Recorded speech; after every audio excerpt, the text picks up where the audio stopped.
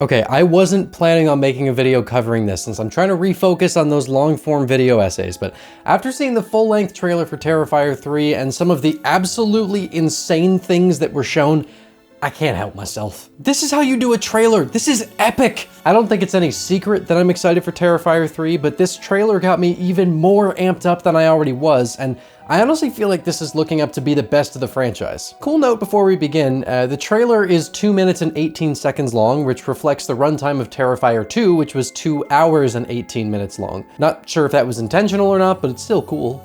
Also, you're welcome. Not trying to brag here, but I'm pretty sure that I personally summoned this trailer into existence. I posted a story on Instagram on Monday doing a summoning ritual for the trailer, and you know, the official Instagram page reposted it and said that summoning works, so you're welcome. Not gonna dilly-dally on this, so let's just dive into this absolutely wild trailer and break it down. The first and most immediately obvious thing about this trailer is the massive step up in production value. Terrifier 3 has a lot more money behind it than previous films did, and with a hell of a lot more people dividing the workload that Damien did so much of himself before, there's a whole new level of professionalism to the presentation here. The switch to shooting anamorphic seems like the perfect move to me, and what's really standing out aside from the cinematography being great is the set design, which looks so vibrant and full and perfectly reflects the holiday season this movie takes place during. I mean, just look at some of this imagery. The scale of this is on a whole other level. I'm particularly digging the really contrasty and saturated color palette that feels very old school. Reminds me a lot of Black Christmas, which is clearly intentional with moments like this where Art is sitting in the window covered in cobwebs looking like Claire, but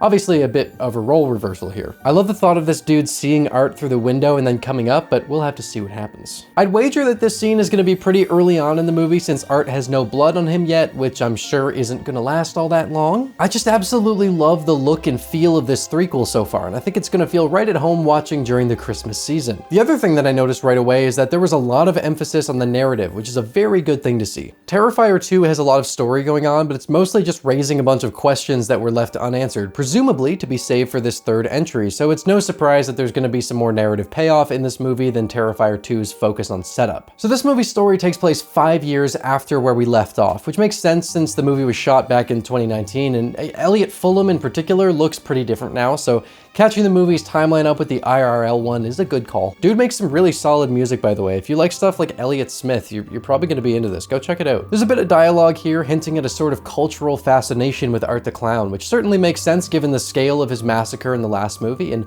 we see someone telling Sienna that she should try and basically capitalize on her encounter with Art. I think a lot of people would really like to hear from you after all this time. This should come as no surprise, but Lauren Lavera looks to be bringing her A game for this one. Her performance during the scene when she's talking to Jonathan gave me chills. It's genuinely haunting, and I'm so glad to see her continue to just kill it after immediately becoming one of my all-time favorite final girls. I do really appreciate that they aren't giving away much in this trailer, but from what we're shown, Sienna saw Art the Clown again after all this time and knows that she needs to prepare for another showdown, which seems to lead her back to the Terrifier attraction at the fair to retrieve the dagger that her father gave her from the spot she left it after killing Art the last time. Now this is where things start to get absolutely insane. We've known, of course, that there was going to be more clarification and expansion on the lore in this story, but there is so much packed into this 2 minute and 18-second trailer that just had me absolutely flabbergasted trying to figure out what the hell it meant. And one of those is when I saw this Orakai looking thing blacksmithing like Satan sent his personal worker to craft a new weapon. I was wondering if this was some sort of modification on the dagger, but it actually looks to be a whole new weapon being crafted, although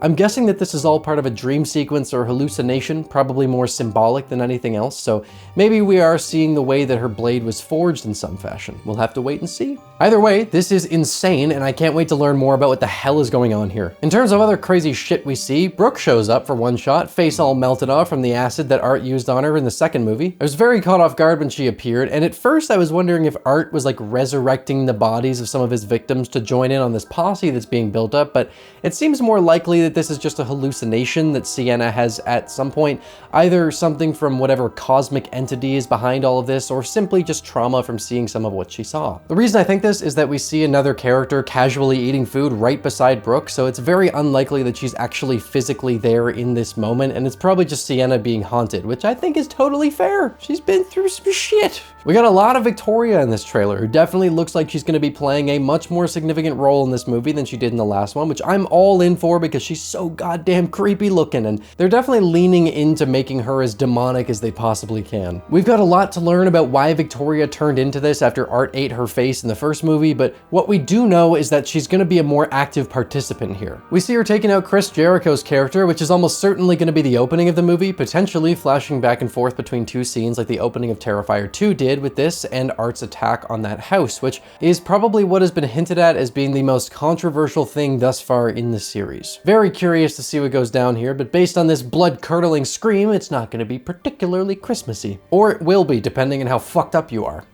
That brings us to the one and only Art the Clown himself, who for my money is looking to cement himself as a full-on horror icon with this third movie. The first Terrifier movie was the elevator pitch. Terrifier 2 was teeing up the ball, and Terrifier 3 could be the home run that will place this dude on Mount Rushmore. David Howard Thornton has been a huge reason that these movies have been so successful because of how expressive he can be without uttering so much as a sound, and he just gets better and better every time. He was great in the first movie with a huge step up in the sequel, and now it looks like he's going even further with the performance in this one, with a few shots standing out to me like this pure sinister grin during the shower scene or this little jolly cookie eating party he's having all on his own, presumably following some horrific act that would get anyone in the mood for a nice chalky chunk goodie. This mall Santa scene continues to be greatly concerning, and I'm just loving seeing Art in more public situations like this where he gets to goof around and be his quirky self. Hey, Santa's handing out presents!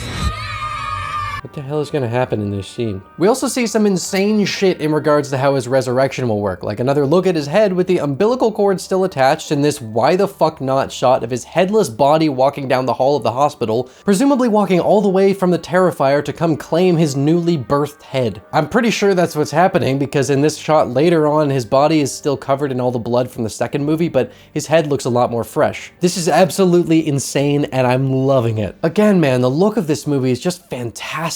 Good old school horror vibes here, and I love it. They're really leaning into the fun factor with things like this, and I'm very excited to see this scene of Art and Victoria taking the subway. A lot of potential there. This duo is gonna wreak some havoc, but they're gonna be so much fun to follow as they do it. He looks like an egg when he's not wearing his hat. We get a few more looks at some kills, like a few extra shots of the shower scene, which I have a feeling is gonna be the big scene of the movie, if not one of a few, because I won't be surprised if we have more than one kill on the level of the bedroom scene here. It looks like Art uses a fire extinguisher on this dude who finds him in the attic. It's something with a pressure meter, and I have a few thoughts about things he could do with this, and none of them are pleasant. I have a feeling that scream is warranted. It looks brutal as hell, but I mean, we all knew that was gonna be the case, so that's barely even worth pointing out. We've also got a couple of very direct references to other movies. One obviously being the shower kill scene, which is impossible not to connect to Psycho, but there's also the nod to The Shining with Art peeking through the freshly axed door, and another that makes me the happiest of all of them, which is a reference to that shot of Billy in Black Christmas. Great stuff. I love to see this kind of thing because it just shows how much love Leone has for the genre as a whole, and especially seeing Black Christmas reference makes me happy because that movie doesn't get the love it deserves. Overall, this movie looks absolutely insane. They're cranking up every element that makes these movies appealing, and while I thought I couldn't get more excited, I can now say that I'm even more excited for October 11th. I really think this could wind up being the best of the series. However, that is gonna do it for me covering Terrifier 3 until the movie actually comes out. I'm trying to ramp up the quality on the regular video essays I'm doing, so I'm not gonna do any more videos on this until the movie is out, which really isn't that long of a wait now. This is my second most anticipated movie of the year, and I just can't wait to finally dig my teeth into it come October.